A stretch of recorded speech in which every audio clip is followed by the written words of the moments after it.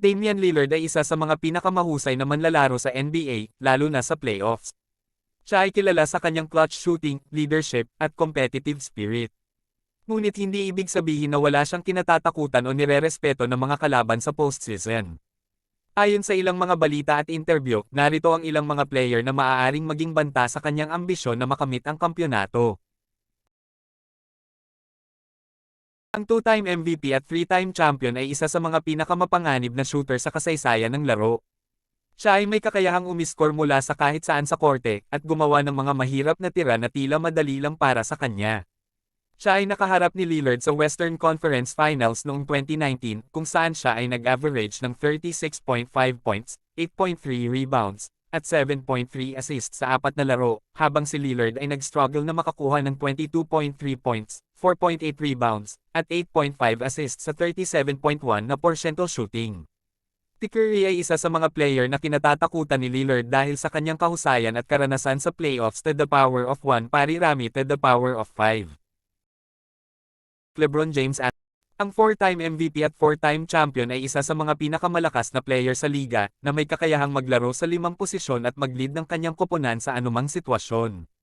Siya ay nakaharap ni Lillard sa first round ng playoffs noong 2020 kung saan siya ay nag-average ng 27.4 points, 10.2 rebounds, at 10.2 assists sa 5 laro, habang si Lillard ay naglaro lamang ng 4 na laro dahil sa isang injury at nag-average ng 24.3 points, 4.3 rebounds, at 10.3 assists sa 40.6% shooting.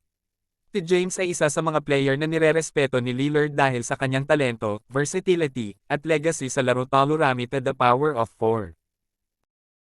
Kevin Durant, ang two-time Finals MVP at two-time champion ay isa sa mga pinakamagaling na scorer sa NBA na may kakayahang umiskor sa loob at labas ng korte.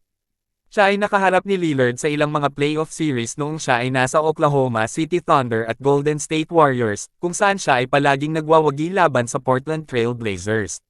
Siya ay nag-average ng 28.4 points, 7.1 rebounds, at 4.3 assists sa 51.4% shooting sa 6 na laro laban sa Blazers noong 2019, habang si Lillard ay nag-average ng 25.8 points, 4.3 rebounds, at 6.3 assists sa 41.9% shooting. Si Durant ay isa sa mga player na kinatatakutan ni Lillard dahil sa kanyang efficiency, versatility, at clutchness sa playoffs to the power of 1 parirami. Source: Conversation with Bing, ika-4 ng Nobyembre taong 2023. Isa, Damian Lillard, I'm not going into Miami like, this is the team I was,